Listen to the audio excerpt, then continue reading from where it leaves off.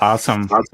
Well, welcome everybody to the 5th episode of Inside Area 51. We're now joined by the Third Line podcast. We've got 3 of you. We're missing Jess today, but we do have Adam, Liz, and Chris. How is everybody doing today? Pretty good. It's a nice day. Good. Yeah, it's gorgeous out today. I know. I just kind of came inside to do this, and then I'm going right back outside afterwards. Oh, it's yeah. like 30 degrees or something outside today. It's beautiful. Yeah. I really need to be on my deck right now. I'm too American for that. Like, you said 30 degrees and my brain went, I'd be dead. Like, that would be so cold. Yeah, I don't know what that is in Fahrenheit, to be honest. I probably should actually look that up. See what that looks like. It's like 70 something, I think. I'm not sure. 70 something? Okay. Also, I don't know about that. Well, so I'm like, Liz- I'm not sure. I don't know. Also, Liz lives in California, and she lived in Las Vegas, like the Reno area. So, like, you know, Okay, but- our hot weather is nothing compared to her hot Yeah. weather. I didn't It's live true. in the Reno area, and if you tell anyone like native from Las Vegas, like that Las Vegas and Reno are the same area, they will probably go off. Otherwise, you tell someone from Reno that is the same area as Las Vegas, they will be mad at you. Yeah, I don't know my U.S. That's fair. geography, obviously. Yeah, that's kind of the same, I imagine, as people saying that I'm close to Kelowna. Like, I'm about 2-hour drive away from Kelowna. I'm not next to Kelowna. It's not the same. I just looked it up. 30 degrees Celsius is 86 Fahrenheit. Okay, So- see, I was close enough for a random guess. Yeah, You said I think 70. I said 70 something. Oh, okay. That's fair. so. I'd give that a pass. It's closer than what my guess would have been. I have no idea what my guess would have been, but you're closer for sure. I actually think that you guys are warmer than we are right now. I think it's only like 65 outside at the moment. Oh yeah, okay. Because I know in Kamloops here we get pretty hot, so I wouldn't be surprised to hear that we're on par with you guys often. But Yeah. Vancouver area, I'd be very surprised to hear that they'd come close. They're a lot more cooler. It's a tad. Yeah, mind you, Chris, you on the island, you get like gorgeous weather for longer, like way longer. Yeah, we don't get the heat like you guys do out in the desert area there of BC, but I mean, it's pretty much our summer is anywhere from 28 to 33, 34, and it'll last probably 2 straight months. Yeah, that's pretty good. That's I pretty mean, good. But then our winter, you guys actually get snow, so it's a real winter. We just get like 6.5 months of rain.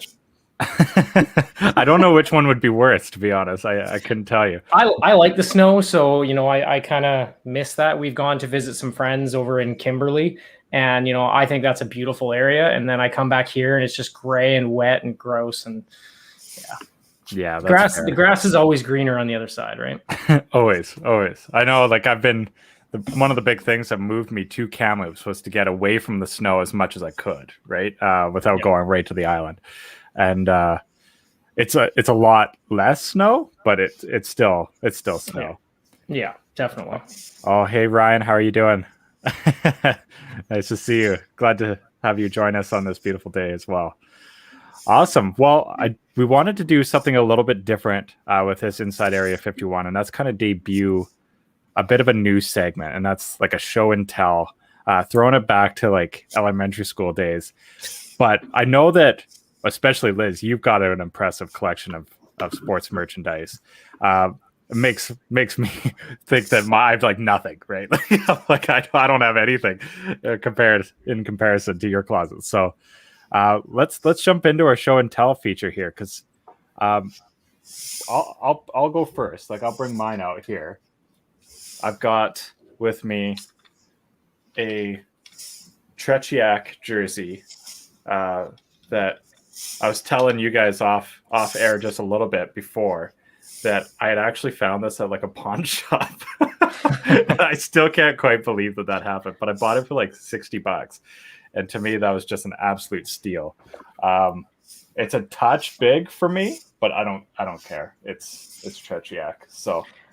And you mentioned how you weren't 100% sure if the name on the back was legit because you can't read Russian.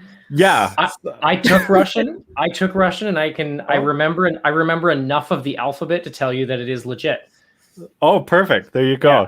Yeah. So my Google search on the spot. Yeah. Well. I can't speak a word of it, but I took it way back in elementary school, actually. So that's really cool. I actually really like the language Russian. Like have you guys heard of Duolingo? It's like just like a language app. So I was like, you know what? I'm going to challenge myself. I'm going to pick Russian and see what happens, because I can kind of pass like Spanish, and I took French all through school. I was like, I'm going to go do something completely different, and you do start to pick it up actually a little bit. Like I can't speak a lick of it. Like if somebody Russian came up to me, I'd be like, I don't know, man. But yeah, 100%. I think I remember one phrase was something like, I think it was "What is your name?" or something, and something along those lines, and it was "Kak tebya zavut." That's all I remember. Well, I'm impressed. Yeah, I'm sold. That's all I got. Yeah, I was in grade 5 when I took it. I mean, come on. I'm impressed that it was available for grade 5. Like most of my language courses and stuff, I had to take in high school, and really all I had available to me was French, so I did French. And yes, I did find it in BC. I found it here in Kamloops, believe it or not, at like a local pawn shop. It was wild. Yeah, the Russian class was part of extracurricular. It was like they call it PACE, because apparently I don't see it, but apparently when I was a kid I was super smart. So they had to challenge me because I was like not paying attention in class. Like anytime I'd do something, I'd ace it, but I got so bored that I just stopped doing my assignments. So my grades started to drop. So they said, okay, we need to challenge him. So when I was in grade 3, they made me do an IQ test. And then when I was in grade 5, they said, well, you can either skip a grade. And I was already the tiniest kid in class. So I was like, that's not happening. Or they're like, or you can take these like secondary classes as something to kind of, keep your brain moving. And right. So I went to my local high school when I was in grade 5. The class was at Belmont, which is our high school in Victoria or in Langford here. So I was going to high school as what are you in grade 5? 10 years old? Something like that. Yeah. Yeah. So I'm wandering the halls of a high school as a 10-year-old trying to find my class. And it was terrifying, but yeah. I did it for a year. That's a wild time to jump too, because I know like I had a couple friends that skipped grades. I was not one of those kids, but they kind of jumped, I think, in like grade 1 and 2, like they jumped kind of at the earlier levels, but that's pretty impressive to at grade 5. I don't know where it all went. I think Didn't realize we had Einstein on the line with I us. mean, I'm playing goalie, so Yeah.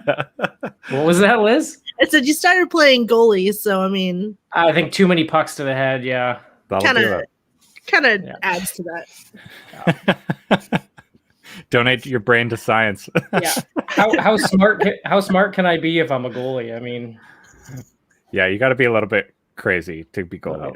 a little bit cuckoo. Yeah. I was a goalie too, so I can Oh, perfect. I could chirp on that. I'm in the same boat. Awesome. All right, who wants to go next? Who wants to show their merch next? Adam looks a little bored. Let's go to Adam. Yeah. Not bored. I'm just thinking like I had a kid in my high school who was like a year younger, and he was like smart, and he thought he was like the hottest shit out there. So he would like be walking the halls like all cocky and everything, but he was like 5'2". Yeah. And he would like try to throw smack, and you would just like kind of look at him and not have to say anything, and it was just like what are you doing? Like, I don't care that you're in like a higher math class than me and you're younger. Like, So what, you're Doogie Howser. Good for you. yeah, exactly. Yeah. He talked a lot, but then all you'd have to do is kind of just look at him, and then he would just kind of like slowly.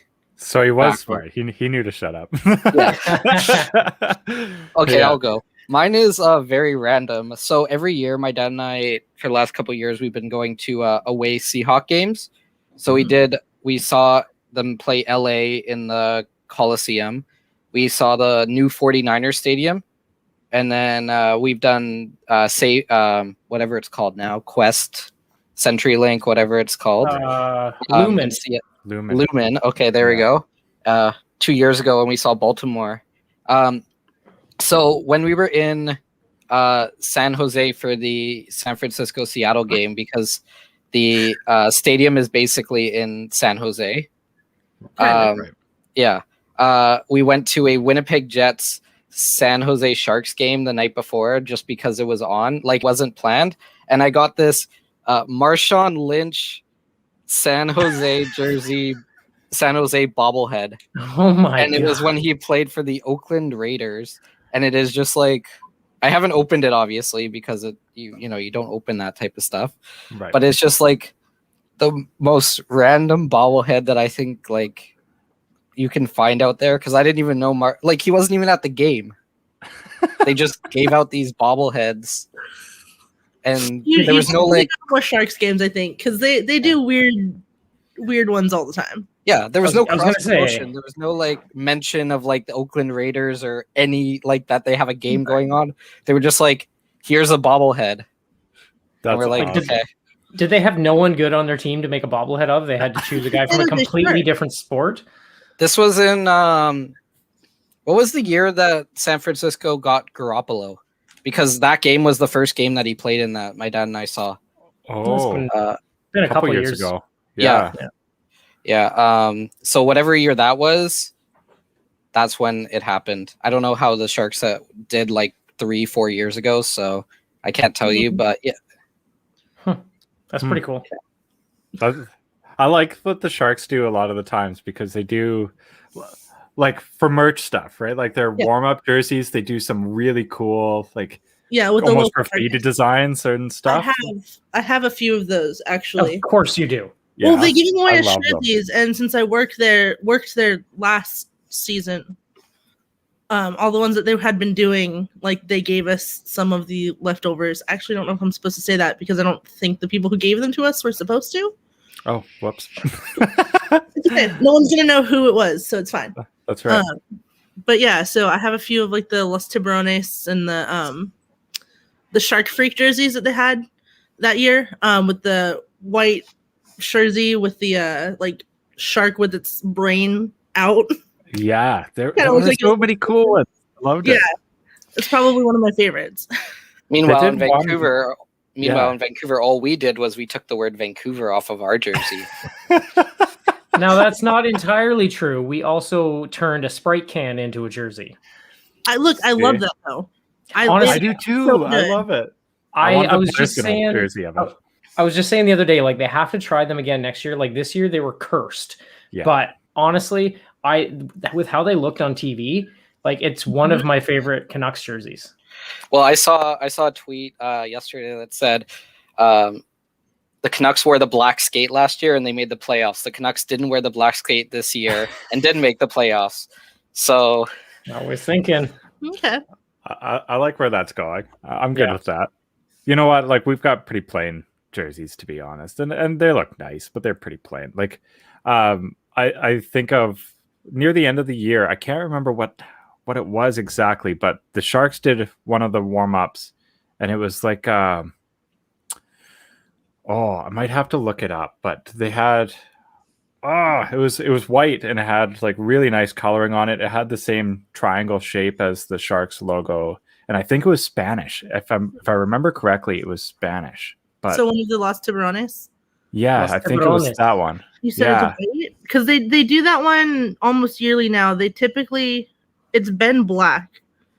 Like They've done it in black Oh, because we this can't year they for- did it in.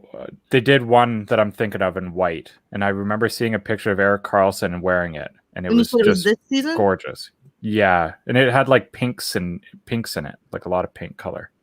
And it wasn't one of like those ones? No, not one of those ones actually. we also, when speaking about the Vancouver Canucks, we can't forget about their Irish St. Patrick's Day jerseys with the what is it, the Mac McEwen on it, Yeah. and the O Miller, like where they were took Miller. Irish names and they just made them stupider. Like Oh, Hughes. Yeah, Did they really add Mac before McEwen? Mac McEwen? I hope it was so. either like O McEwen or Mac McEwen. Like they didn't just leave his name, and Perfect. people were like, "What are they doing?" Of course not. They couldn't just let it go, right? They had to doctor it up too. Yeah, like Miller is a Irish name, and it was like O Miller or something. Like it was Well, just yeah. weird. Their PR department has some questionable decisions sometimes. That's being very gentle and kind. Yes. Yes. I'm Googling right now. I'm going to try to find this picture of Erik Karlsson wearing this jersey for you guys. But in the meantime, who wants to go up next here? Well, you're talking about San Jose jerseys, so Liz might Yeah. as well go. I'll Yeah, take that one. That's a nice segue. that's a perfect Let me segue. grab this really fast. So I'm not even able to hold this like on the screen. Yes, these are the socks because whatever. These were the grossest things I've ever gotten. Because since it's a game worn jersey, they decided to also give me the socks, and they were literally still dripping with sweat when they handed them to me. Isn't And that like a health violation? I don't know, but like literally nobody warned me, and so when I like took them in my hand, I instantly was like, I regret every decision I just made. And You're like, all the nope. sweat that's on those is not coming from anywhere good. It was disgusting. It was the worst thing. They've literally been hanging on this thing ever since because I'm like, please just dry and like go away. Do you know which player wore it? Yes, so Oh, okay. Yeah. Joachim Blichfield. it's another Winterhawk that I hope never sees this, even though he knows I have it. It's a Joachim Blichfeld jersey. It is the San Jose Churros when they did the specialty night. Perfect. It's literally a churro holding a cinnamon stick, wearing a cowboy hat for no reason. That's None of amazing. None of us are sure why the cowboy hat. It was a must. It was like a throwback to when the baseball team in San Jose were Right. the Churros. So, sure. That is beautiful. But yeah, and it's also the most disgusting game worn I have because there's like random. I don't think you can see them. This lighting sucks, but they're like random. Do you see that? No. See that stain right here? Oh yeah, right above the lovely. logo. Yeah. Yeah. And there's just random stains. Like there's another one down here, and it's kind of gross. Is it And- blood? I don't think so. I like It is this very analogy here. watered down blood. chicken holding chicken nuggets. Yes, it is. Yeah, that's true. So Wow. yeah, but it was fun. I also have a fun. If you've listened to our first episode, I believe, I shared an embarrassing story about a game worn jersey, and I might have also shared this one as well. But I actually, because I was working at the time for the Sharks, I was at the Barracuda game, won the jersey, went to pick it up, all that fun stuff. I did end up, and this is kind of gross, but I had no other way to carry it other than like carrying it around. So I did throw the jersey on while I was down in the tunnel, just for the sake of I don't want to carry 30,000 things while I'm down there. Well, the Barracuda hadn't left yet, and apparently they were meeting their family and friends like in the tunnel rather than in the stands or outside. And I walked right by him while I was wearing it, and I was just like, okay, well. Meanwhile, he's he's put it a lot in that. Yeah. Yeah, he's like, you haven't even washed it or nothing. Now the question is, did you have the socks with you at the time? Oh, don't tell me you're wearing the socks. Oh, no, absolutely not. That I think I threw into a bag and was just like, no, these are Just on her arms. Yeah. Just like the radioactive bags that you see in movies. Gross. Yeah. the hazard. So gross. I can tell you right now, I have a bag of washed hockey jerseys and hockey socks in my spare room, and it still stinks. Okay, but like, Yeah, the smell never really comes out, does it? No. I just finished having to wash all my gear because I noticed that there was mold growing on it, so that was fun. you probably should have washed it beforehand. But I mean, Yeah. just a Yeah, thought. being in a condo, I don't have like a garage where I can just air it out. So I try That's to the like just trouble. I leave it in the back of my truck, and I've got a tonneau cover, so I just open the bag and try to let it breathe a little bit. But then when COVID shuts down your season, all of a sudden you don't open your tonneau cover to get your hockey gear for 6 months. Yeah. And then it gets Okay. gross. Yeah. Yeah. that's fair. On that note, another great transition. Yes. I have a game worn glove that, smells disgusting. It's actually not as bad as it was. I put it in a shadow box, so now it just smells like dust more than anything else. But That's actually a good idea for it.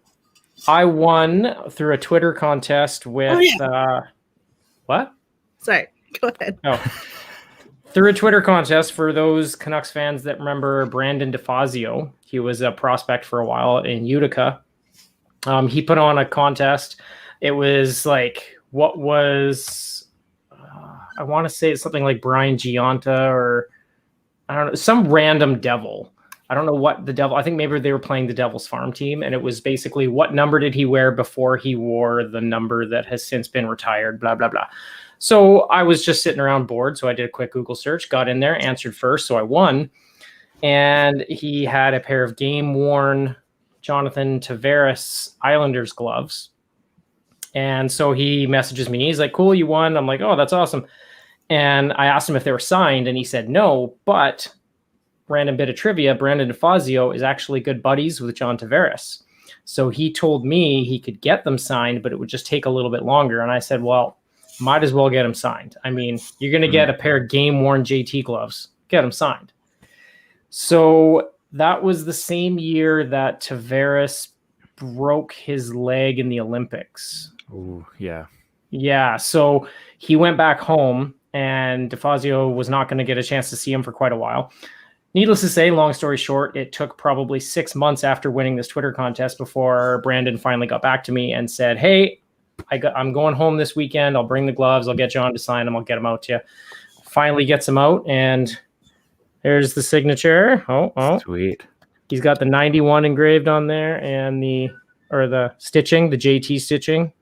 So That's I've got awesome. the other one is in the other shadow box. I didn't take it apart, but you can tell this palm's actually in really good shape, but the other one, the palm is just ripped to hell. So I'm assuming these were probably used for like a half a season or something. They're all chewed up. Yeah, I imagine they would be for quite some time. It takes time to wear through a glove like that. I mean, NHL players, who knows how quickly they can go through when you're getting hacked and whacked 50, 70 times a game. But Yeah, that's true. See, it's too bad that you have to burn him now because he plays for the Leafs. Oh, whatever. If they actually, I was just thinking the other day. The only reason I would be okay, there's two reasons why I'd be okay to see Toronto win the cup. One, because it deserves to be in Canada, and two, because then JT will finally get a cup, and maybe these things will go up in value. Because right now he doesn't have a cup, so He should have signed them traitor. that was a couple years before, and after that whole drama went down, I have a funny feeling that JT Islander gloves, I'd have to pay someone to take them off my hands at this point. If they're an Islander fan, probably. Yeah. Yeah. So there's no point. There's no point. Could you imagine if the Islanders beat the Leafs to go to the Stanley Cup final this year? I'm here for it. That'd be so much fun. Like either way, whichever way, like a series between the two would be so much fun. Whoever won it would be infinitely having bragging rights, and it would be so cool. Those are two of like the teams that I absolutely don't want to see in the finals, though. That's fair. Like, don't worry, Liz. Your favorite, my second team, is going to make it. No, don't you start with me. For those that don't know, my second team is the Avs. So, and Liz literally hates the Avalanche. So sorry, Liz. Liz doesn't hate the Avalanche. Liz hates Nathan MacKinnon. Ooh. Okay. I might need to hear about this. Got this question for a while of like people randomly saying, "Oh, who do you think the most overrated player is?" My answer for a long time now has been Nathan MacKinnon, which pisses everyone off to no extent.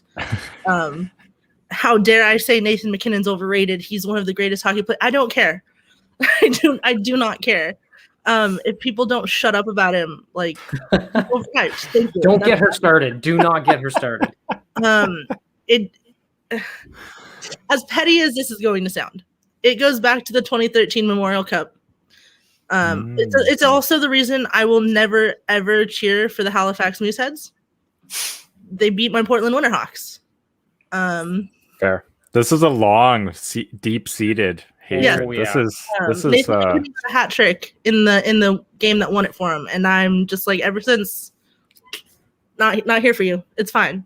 I understand it's petty. Like, people are probably going to sit there and be like, "That's the stupidest reason." I don't care. Do you hate Drouin too? Or because he hasn't had the success to the same degree as MacKinnon, is it lesser of a hate? So the thing is, let me rephrase this. I don't necessarily hate MacKinnon. I'm tired of him. Okay. Like, it's one of those, like, people don't stop. And at this point, I'm just like, all right, let's move on. It's the same thing where when we talk about it on the podcast, when we talk about Connor Bedard right now, if people don't stop talking about him at some point soon, like at least until he's drafted, I'm going to be so done with that kid by the time he's 18. I'm just going to be like, I don't care. Yeah. Like, someone draft him so that everyone can shut up. I'm done. So the funny thing is, I think it was our last episode or something, I said, I'm just going to start talking about, I'm going to butcher this name, but Matvei Michkov. Because he's in the same breath as Bedard, but it's not the one that everyone's talking about. So I'm just going to talk about Michkov for the next 2 years, and then Liz will eventually be like, I don't want to hear that name ever again. Talk about Bedard, please. Yeah. Hey Liz, you know who also played for Halifax, which is another reason why you should dislike him? Don't give her more reasons. I mean, I do, in fact, know that entire Halifax roster, but... Oh, no, back in, 2008, Brad Marchand played for Halifax. Okay, but he also plays for the Bruins, so that's just a double... She already has reasons to hate him. She doesn't need more. Double hatred. Plus, Brad Marchand, I think Brad Marchand was part of the Memorial Cup the year before the Giants won it. So they were in the Memorial Cup back-to-back, and I'm pretty sure the year before they won it, he was on the team, he was in the Memorial Cup in 2006 on a team that beat the Giants. So that's another reason. That's for you. I don't care who beats the Giants. I could be wrong about that. I'm not 100% sure. I know he was in the Memorial Cup at one point. If you go off that same logic, then I should hate everyone that's ever been on the Vancouver Giants because they beat the Royals every year. Yeah, but that's fair. True. That'd be like me hating... Well, I already do. the Rockets. I kind of like them though. Like I know that's blasphemous for somebody from Kamloops, but any team that's bold enough to put the Ogo Pogo on their jersey and wear that awesome color scheme, Yeah. they're right. They're right by my books. They usually have a fun team too. Like they're usually yeah. pretty offensive. They get some big guys, and yeah. I heard the It's- arena there is incredible. Like the fans. It's nice. Yeah. Yeah. Well, and here in Kamloops too, it can be pretty awesome. Like there's been a few times actually, Portland Winterhawks when back in like the Bearchi days when he was there, there was some awesome rivalries with the Kamloops Blazers that were a lot of fun, and the building would just be rocking. Like, and those are the types that I miss. Like I miss going to the game and actually having it mean something. And now watching like the Blazers do really well, it kills me because that's all it takes to fill that arena is just to have a good team. And it would just be so much fun every single night to go in there. But So then how do you feel that how do you feel that the Vancouver Canucks have turned into the Kelowna Rockets this past year? I'm fine with it. I mean, Edler, I guess I'll throw this out there. A hot take, maybe. I hope this is the last of Edler. Like, I hope this is kind of his twilight. I hope he scores his 100th goal in the last 3 games here, and then this is his farewell tour. Or he comes back super, super, super cheap next year. I put it out. I don't remember where I put it out there, who I said it to, but I said that Edler's going to score his 100th goal against the Canucks next year as a member of the Calgary Flames. See, and that's I don't want to say fear, but I guess like my fear for his legacy is that he will be at 99 goals to end, or in a Canucks jersey, and then he'll go probably honestly to Calgary, and then he'll do whatever he does there, but it doesn't matter because his 100th goal was never with the Vancouver Canucks, and I don't know. That idea makes me a little bit sad. I'm hoping that he gets it and that he just kind of calls it, and that's it. I don't think that's going to be the make or break whether or not he goes, but I got a funny feeling if he gets it, it'll just be like a weight off the shoulders and be like, cool, I got my 100th. That might be like the straw that breaks the camel's back where he's like, you know what? I think I'm done. Like, you never know. Like, maybe he's got some OCD where if he stays at 99, he's like, okay, one more year. I got to get to 100. One more year. That would bother me. I couldn't retire at 99 goals. Yeah. But, I'd play a whole another year to get that 100th goal. Yeah. But if you count all the goals that all the goals that have gone in off of him or that he shot into his own net, he's well above 100. Yeah, he's probably at 200. You know what? He could always come back as a goalie. Like he's got it in his blood. So. I heard that on a podcast or the radio where they're like, just mix it up in this last couple of games, put Edler in goal finally, like Quinn Hughes as a center, like just everybody plays out of position for one game and just sees what happens. Watch, they'd win. They'd win the game because the other team would not know what to expect. Yeah, how do you prepare for that? Yeah, like what are you looking for when Quinn Hughes is now a centerman and my hot take I've been saying for probably most of this season actually. I don't know what they do because you need another defenseman, and defensive depth is like we have zero of it right now. But I said, why not put Myers as a winger? There was a few games where Bieksa played up at wing. Myers, he provides offense, but he's an absolute tire fire in his own end 9 times out of 10. So you know what? You get a big body with a big stick that can win board battles. He could be like a Adam Lowry or whatever in Winnipeg. I say try it for a game right near the end, throw him up as a winger. And if he does well, then cool. You got you got a second option if you need it. But I've always thought Myers is probably a better winger than he is a defenseman. So you want him to go down the Brent Burns, Dustin Byfuglien route? Yeah. Well, you know what? I actually agree with you. And there's a couple reasons for that. I mean, we've seen him on the Rush. He's a good skater. He's a really good skater. And the biggest problem that I find with Myers, aside from just like mental lapses every once in a while is his gap control, right? Like he has a really hard time, which continues to baffle me because he's so big and has such a huge wingspan, long stick. Like you would think his reach would be impeccable and there would be no gap there, but he has problems with his gap control. And so I like the idea of him in a wing spot because it plays to his strengths better. He's a better north-south skater. He likes to take it right to the net. He's a huge body. He's strong. He could actually be what Virtanen was supposed to be. Power forward that drives to the net. Like, Absolutely. Well, they could also do what they did with Tryemkin and just stick him in front of the net on the power play. I know Boston did that with Chara for a while as well. Yep. I would love to see it. Just why not? And you know what? I think one of his problems, so when you're that big and you've got that wingspan, if you're not a super talented defenseman, then what you're going to end up happening is they call it the triangle too, right? So you got where you're standing and then you have your stick. And then that triangle between your feet and where your stick is hitting the ice. With a guy like Myers, it's huge. So all people need to do is just get that puck in between where his stick is and where his skates are. And he gets all tangled up like Bambi on ice. And then they just go around him. So like he needs to find a way to maybe, I don't know, use a shorter stick or like just keep his stick closer to his body to close that triangle up a bit. And then keep a closer position, like you said, gap control. Control the gap better, move your stick in so that they're not just dangling in amongst your feet and your stick, and then you're falling over like Bambi on ice. But who am I to say?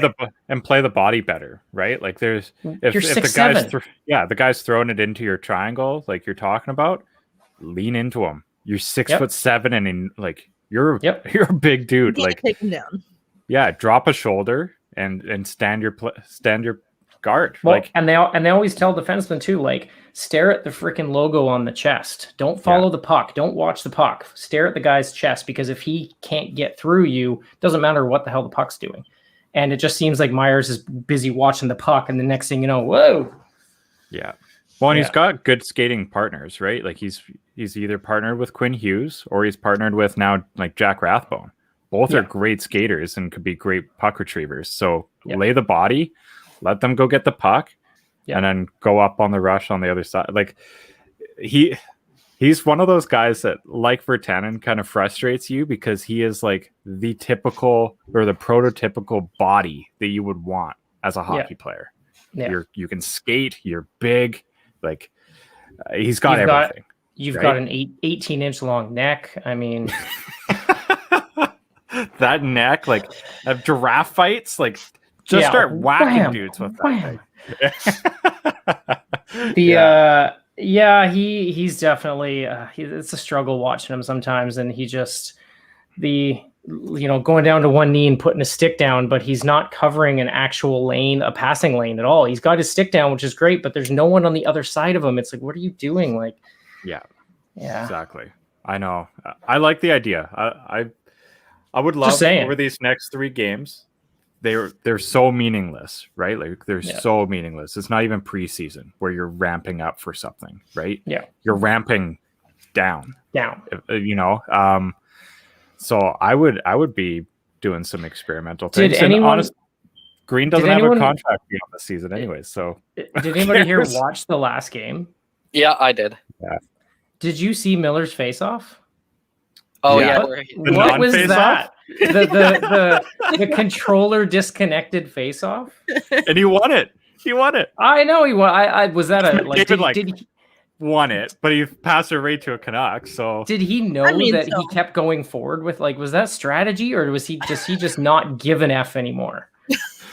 Part of me thinks it's twofold. Like part of me thinks it's like he doesn't care anymore. Like when he was in the penalty box when they scored, I've never seen a less excited player. Like he just had his stick tapping on the glass. Like good job, guys. Who cares? I don't know where everybody else is at this point with the Canucks, but I'm just out there to listen to John and John and their budding romance. Like John Garrett comparing the Canucks to a hamburger. Yes. Even though and then just everybody doing their own Canuck sandwich, or I heard was it Thomas Drance compare him to a dynamite roll? Like everybody's just like comparing the Canucks to food now. Like John, like they're like one of the best teams, play by play. And I know I'm biased, but like, probably, but like honestly, like they're just, you can tell that they've been done for like 2 weeks and they're just trying to pass time. But it sucks because, you know, the motivation for us might be to watch them, like watch them just talk. But for the last 2 games of the year, it's the Calgary crew that's doing the game, not the Canucks crew. So That's like, there's no motivation to watch for me anymore those last 2 games, because I would have definitely like, if John Garrett and John Shorthouse just like, I don't know, had a podcast, I feel like it would be very well received in Vancouver. I'd listen to it. That'd be awesome. I love listening to those guys. Talking about what they can put ketchup on. And see, you know what? And I think this could be, this is not the fucking. I like that a lot. That's good. You know, and Adam tried to plug this a couple weeks ago, and now with the farm team in Abbotsford, I do think, you know, we should try and get the ball rolling. If we had Faber as a color guy for the Abbotsford team, you could get some hot food takes out of Faber too. Just saying. Good? Are they good food takes? Because they're hot takes. Food take, I think it probably can't be good. Are John Garrett's food takes all good? No, they're just good. Put ketchup on everything. Put ketchup on everything. Yeah. They're never good. That's what makes them so entertaining. He'd be like Baby Garrett. Yes, there you go. Garrett Jr. That's my little chirp to Faber. I love Faber. I have to put the screws to him there. Oh, for sure. Awesome. Well, before we move on, because I know we did get a few questions for our Ask Area 51, but I did want to quickly announce we do have a new partner on the show for the network, and that's Hapson. So you can visit Hapson, HAPSON.ca. They've got English and French sections because they are based out of Quebec, but you just go to the English page and you can get 25% off on the entire store with our promo code Area 51. Some beautiful products. This rather handsome fella, actually. Those eyes, like wow, I wish I looked like this. But he's sporting one of the shirts there, and those are skate laces that kind of draw up the collar there, and they've got hoodies. Are those just printed on, or they're actual laces? They're actual laces. Yeah, they're actual laces, and they've got them on their hats as well. They've got hoodies that are really comfortable. Their hoodies and sweatpants are very Lululemon-y, if that makes sense. Like they're really, really comfortable athletic wear. I wear mine often now that I'm working just from home.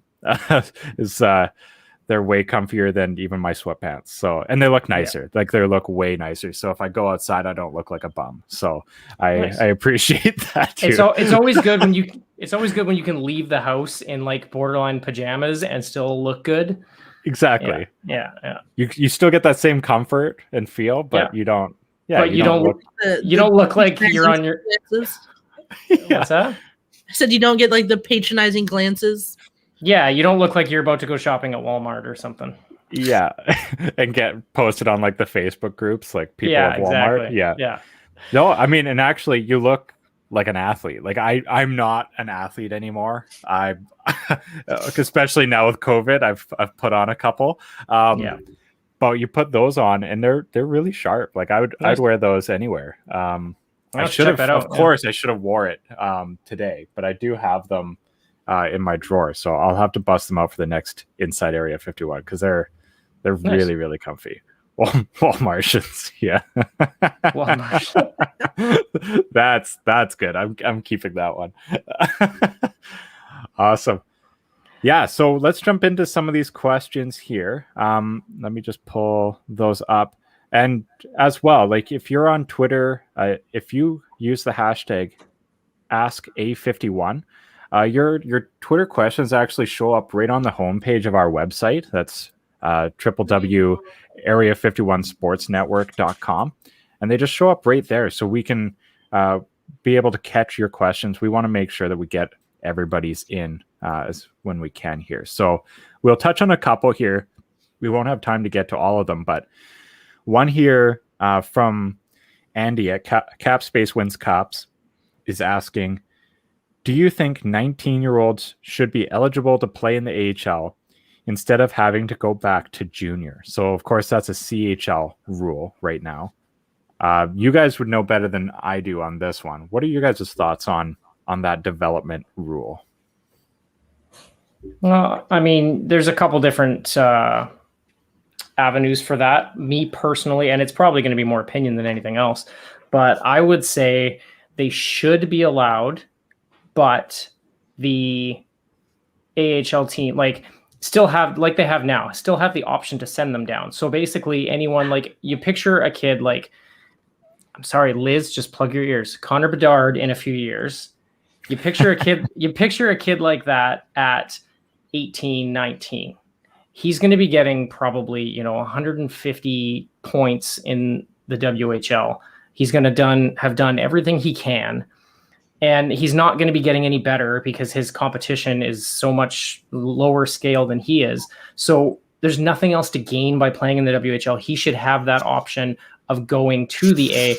And whether it's a, exceptional status rule for certain players or not, I don't know what the game plan would be there. But it also depends on each individual team's system, right? So if you're looking in your cupboard and you don't have a lot on the farm, we talked about this, I think, last episode with Justin Sorda from the Giants being in Florida's system. And I think he's eligible for the AHL next year. But Adam was saying that they might send him back to the Giants for another year.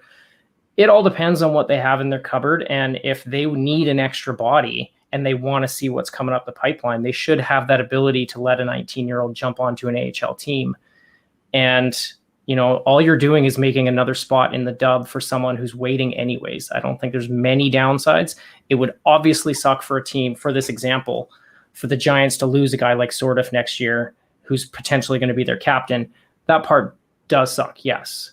But, in the WHL, when you can't exactly build a dynasty anyways, because you only have players for 3-4 years max. So there's so much turnover already. There's someone that just got drafted in the Bantam draft or whatever that's, waiting in the wings to make the team. And I don't see many downsides, but that's just my opinion. I mean, I see both ways on this. My thing with your example of Connor Bedard is when he's 19, is he actually going to still be playing in this, in the AHL? Depending on what team he gets drafted to, he's going straight to the NHL. There's not going to be a pit stop for him. So it's not going to matter. He turns 18, he's going to be pulled up. Yeah, that was a bad example. That's true.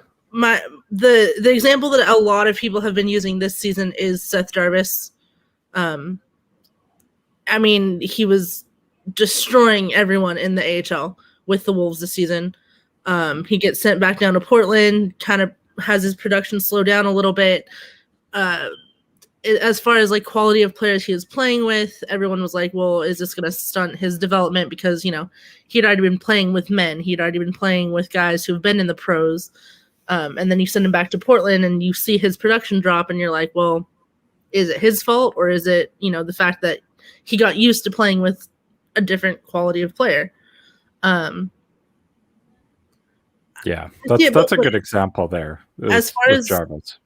As far as the team goes, I think, having those high quality stars when you're a team that's struggling to get people into the arenas when, we're not in COVID, having one or two players that everyone wants to come see is going to be really helpful. But for the player themselves, no, I do think they should be able to play in the AHL. I think the age restriction is kind of silly. To cut it off at 20 when the players are like, I'm good to go now, when the teams are probably sitting there going, hey, come on, let's go. Yeah, that's true. And if you leave it up to, you're now talking about a drafted player at that age. So you should just be leaving it up to whatever team gets drafted or he gets drafted to, because it's their decision where he's at in his development. And the other side of it is as well, depending on when they need him to come in to fill a hole, they might need him faster, or they might be fine to let him get a slow burn down, get another year of dub, then a year or two of A, then come up. But if they're, trying to restock the cupboard or going for a run or whatever, then if they get that AHL time, because there's a good percentage of the time, the farm team is running similar systems to what the NHL club is. So he gets used to those systems and stuff. When you're down in the dub, I don't think an NHL team is going to send a player down to the dub and be like, hey, you need to start playing these systems so he gets ready. That's too far of a gap, and they don't have control like that. I like the idea of having them have more say, like the teams that draft them. I think about Russia and their development process, and I know that theirs is far from perfect as well, but like with the MHL and being able to go up and be pulled up to the KHL and play against men, like Mishkov can jump up and play KHL games and get that experience right away. That's something that Bedard will have to wait before he has the opportunity to do, unless he decides to go overseas at some point. But like I think that's kind of in my mind, that's a gap for Canadian development, which is kind of funny to say because Canada's led for so long in player development. But I think the game has changed and the world stage has changed so much that and the way these kids are training has changed, right? Like these kids I've never seen more prepared young athletes that are able to jump in and make a substantial, not just a difference, but a substantial difference and alter a franchise.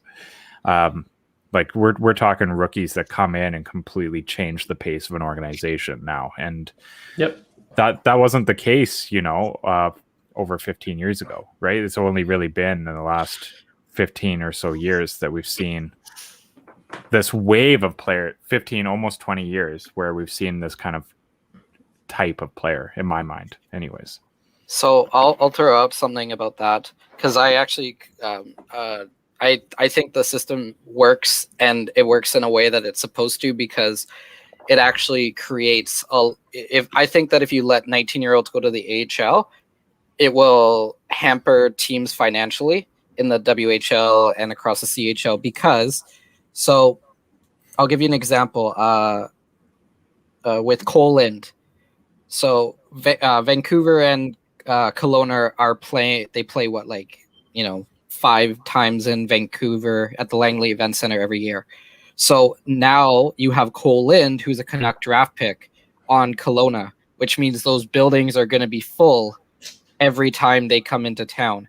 Or when Jake played for, well, I guess Jake's a bad example because he went right straight. But if you have a player who plays for Calgary or Brandon or Saskatoon, and they're coming to the Langley Event Center, you need that draw. So you're like, oh, hey, I want to go see this guy because he was drafted 10th overall in the NHL draft.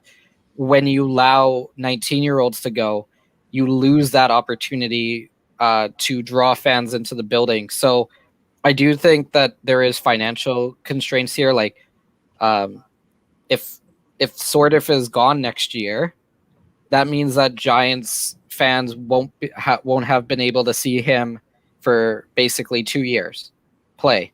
Or if a player gets drafted, if Zach Ospachuk gets drafted by the Canucks, and then he's going to be with the Giants for at least the next 2 years, you can market that for the next 2 years. So there's a Canuck prospect in your system that you can market for the next 2 years, and it increases the opportunity for revenue-based generation from CHL teams across Canada and the US. Yeah, well, I don't disagree there at all either. Yeah, and that's where it's kind of like a twofold argument too, right? Because for the players' development and for flexibility for NHL teams, yeah, they should be allowed. Yeah, for the CHL and for it to be able to thrive financially, they should make it so that they can't place them in the AHL. So I mean, there's definitely a super strong argument for both sides. It's dependent on what's the most important, and if the CHL gets a little bit better financial stability, maybe through one of these TV contracts, stuff like that, maybe it's not as big of an issue. But it's which side's going to pull harder, the CHL for the financial side of it, or the NHL for their flexibility of being able to do what they want. I think at the end of the day, one organization is, a multi-billion-dollar industry and one isn't, I think whatever the NHL wants to happen is going to end up happening. Yeah, that could be too. And good point here by D Stowe that the Germans is a developmental program that is starting to thrive as well and starting to pump out some good ones. So we do have one more. We'll just do one last one here from our friend Ryan here. What is one surprise event that you think will happen or could happen at the expansion draft? It could be anything from a particular player being picked to a trade to whatever. I think Adam should take this first because he's been working on an article for this for Perfect months. one for Adam. So how much time do I have here? Let's keep it short-ish. Real quick. Yeah. Okay, so there are two moves that I think are going to happen. And I have one people agree with, one people very much disagree with.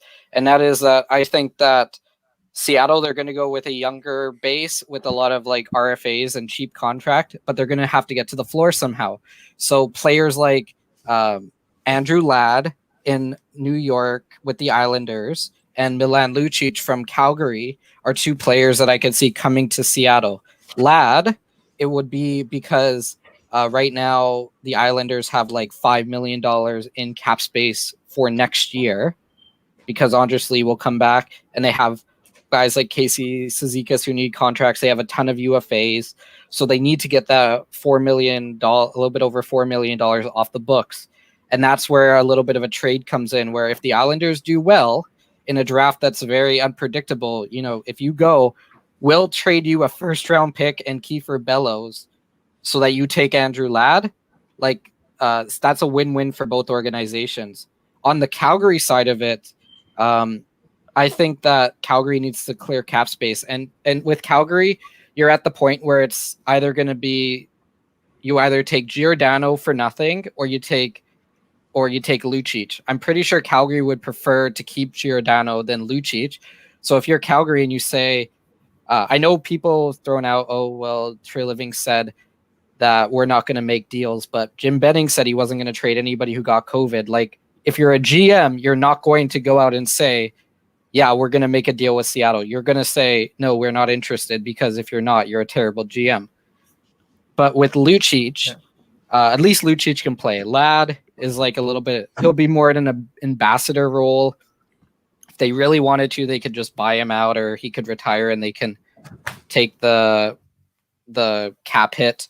But with Lucic, he can play on the fourth line. He has been showing a little bit of progress. But if you throw in like a Matthew Phillips and like a second-round pick or like a first-round pick next year, those are the type of deals that Seattle needs to be doing, especially in a cap world, because they need to be looking for these kind of iffy players that they can get prospects or get assets back for to kind of help out, especially in a draft that is iffy. Because I know with the Islanders pick, it would be next year's pick as well. Yeah. So there's all these options available. Yeah, and I think that's fair. I don't think Seattle's going to have as easy of a time as Vegas did, just because, I think GMs have learned a little bit of their lesson. But there are GMs that are in cap trouble, like Adam said, and they're not going to have a choice. Like, who knows what Van's going to do at this point, if Jim's even still around. I mean, cross your fingers that he's not. But, at this point, it would almost make sense to do something similar. And, I'll say it again. If Jim is around, it changes their expansion draft plans, because Jim is notorious for not wanting to admit that he made a mistake. And you see it every offseason. There should be buyouts, there should be trades. And it's like anyone that he's signed to a bad contract, he's just unwilling to admit that he messed up. Yeah. Jim Benning would somehow protect Jake Virtanen and Juolevi and let Horvat be exposed. Well, just the fact that he's going to use a protection spot on Myers. Why? His contract protects him already. Expose him, because no one's going to take him on that deal. So expose him, save someone else. There's reasons behind Myers, and that is that they basically if they don't protect Myers, then they've completely screwed their whole expansion draft, because they have no defensemen that they need to expose, because all of them are UFAs basically, or RFAs. So Myers is more of like to make them look less bad, they're going to protect Myers, or else if they don't protect Myers, it just makes them look like they don't know what they're doing whatsoever, because then you're protecting I'm sorry. 7 forwards for no reason. I'm sorry, but they already don't look like they know what they're doing. Can they really look any worse? It's about the expansion draft rules and how But you just don't want to look like there is reason behind the Myers thing, but it's a stupid reason. I'll say one thing that I think could come out of this. It's going to be very dependent on this Montreal-Toronto series, but I'll say hot take: Montreal does something to incentivize Seattle to take Carey Price. I'm here for that. Like I want it. I like that. I do. 10 mil off their books. They got Caden Primo coming up anyway. They could use an early pick to take a guy like Sebastian Casa from the Oil Kings or something if they really don't have a ton of faith in Primo. But you can't have a $10 million goalie anymore, like especially one that's not stealing you games on a consistent basis. Yeah. But you play Price for the playoff. You pay him for the playoffs. You don't pay him for the regular season necessarily. Yeah, I know, like he doesn't deliver in either one. Yeah, if he's not delivering, like I said, it depends. If he takes them on a run this year, maybe he earns himself the spot. But if they get ousted first round, which good chance they will against the Maple Leafs, I do think that it's something that Molson and Bergevin look at and say, you know what, let's clear this 10 mil. You know, thanks, Carey. You've been the goalie of this generation, but time to move on. Be the face, be the Marc-Andre Fleury to Seattle. Yeah. And that helps Seattle become relevant right off the bat, and it helps them get to the cap floor. I think we've discussed that previously as well. And my thing is, I mean, he's already familiar with the area. The area is already familiar with him. He played for Tri-City. He's already played in Washington. If I'm not close to home. Yeah, if I'm not mistaken, like his wife is from the area, so I mean, it makes a lot of sense. But that also goes with the TJ Oshie argument, which is that Seattle should stay away from Oshie because, yes, there is a previous history, but Seattle's not dumb in the sense that they're going to take a guy who has a massive cap hit for like 4 or 5 more years. Because if they want to get to where Vegas is, especially in a flat cap, they're going to try to they don't want like $5 million, $6 million guys sitting on their fourth line, or $10 million goaltenders who might be backups, because I think Price has a 6-year deal, 5-year deal. So they're also looking long term. So if they really want to get to the cap floor, it's the short term, big money contracts that they need right now while they build up their base. Because Vegas is screwed this year because they're going to lose Alec Martinez for nothing because they have no cap space. Unless they make a major trade. Away Cody Glass. Sorry. Yeah. But that doesn't help him in a cap space world because Cody Glass doesn't make anything at the moment. He makes enough that he can't be on their roster. Yeah, but that's just because of stupidity with cap. To deal him with someone else. It's going to be tight, but I don't know. I can see them. I could see a case being made to go after those type of guys, though, still to build a brand around, right? And but I would say if they're going to be. I was going to say, if they're going to be stockpiling picks and stuff to take guys like Lucic and things like that, then they're going to have a whole bunch of picks. Maybe they throw one back to Montreal and say, hey, will you retain a couple mil? And Montreal gets an extra pick in a year where, it's defense heavy, and maybe Montreal thinks their defense isn't that good, which I'm pretty sure is the case. Well, and then just in general, you get an instant face of the franchise. Which is important for marketing a brand new team. Yeah. I mean, Vegas did that with Marc-Andre Fleury, which 99% of the time he was the face of the franchise. It did start to shift as the season went on, but you still think of, the Vegas Golden Knights right now, you think Marc-Andre Fleury. He's most likely the first player that comes to people's mind, regardless of any type of performance he was given. I mean, he got injured in the second home game for Vegas and still continued to be like the face of the franchise for the rest of the season. Yeah. I mean, you look at him, he's the one going out delivering season ticket packages and stuff like that. Like, that's Louis Eriksson. but Vegas or Seattle's going to have Owen Powell or Oh, Luke Power. Hughes or Power, sorry, or Luke Hughes, or Yeah, like they're but gonna have this young stud guy. That's But not, not a big ready to name. be not ready And to that's be not a a- face yet. And that's not a big NHL name. That's not a draw yet. Yeah, that's not Yeah. someone where, One hey, day.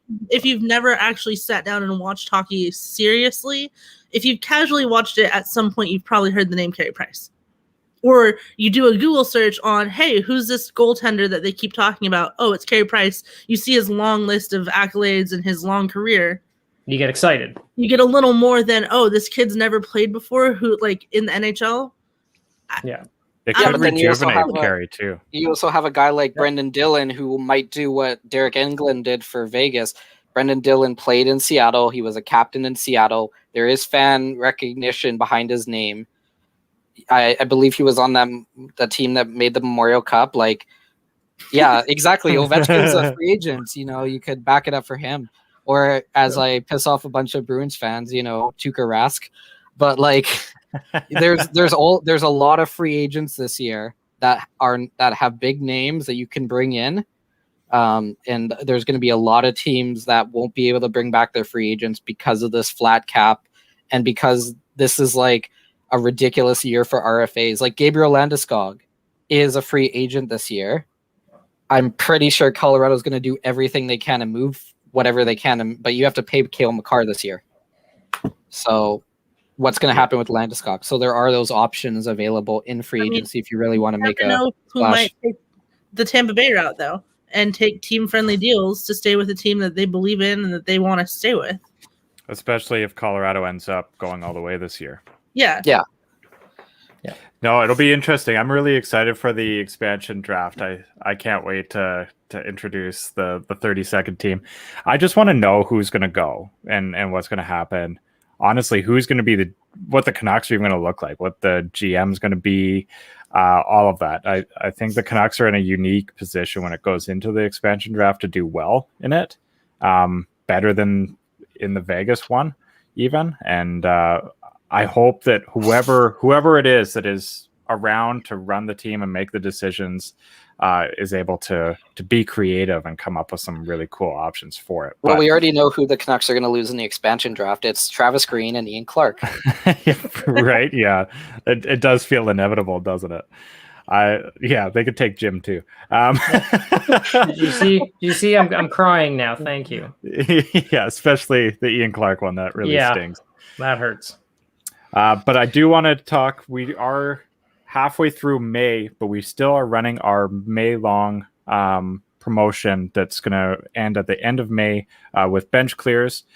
We do have a contest. So if you purchase anything from bench clears with our promo code area 51 sent me, you will get 10% off on your order. And then if you show me proof of purchase on that, I will enter you into our draw so that you can win potentially an item of your choice from bench clears as well. So you can get an additional bonus item if you show me proof of that. We have had a fair bit of entries already, which is really, really exciting, but the odds are still good that you could win this draw. So show some support to the good folks at bench clears. I've actually got mine right here. So I've got another order that I'm putting in. My wife is actually a Calgary Flames fan, which is funny. This way. So we're gonna get her a Calgary Flames one. That's gonna be part of the order. But I want like the old Mighty Ducks. They've got like the Nordiques ones, the Whalers. Like I'm a big sucker for the retro stuff. So I'll be definitely putting in an order for some of that stuff as well. And they've got shorts, they've got hoodies, they've got t-shirts, they've got all sorts of fun things there. So be sure to check out the good folks at Bench Clears and thank them again here for being our presenting sponsors. So before we cap off here, we do want to give you guys and your show a little pump as well. I love what you guys are doing with your podcast. Where can people find you and when can they expect podcasts to drop? I would say, I think our plan right now is, what is it, Adam? Thursday mornings? So, we record Wednesday night. So, based off of market releases of other podcasts, we're going to try to go with Thursday mornings because that looks like the best time to release it. So if you have any questions, yeah, you can hit us before Wednesday night, and we'll try to answer any. We're gonna looks like we'll be looking into the draft the next couple weeks, and then there's just the regular tangents and chaos that we go off of.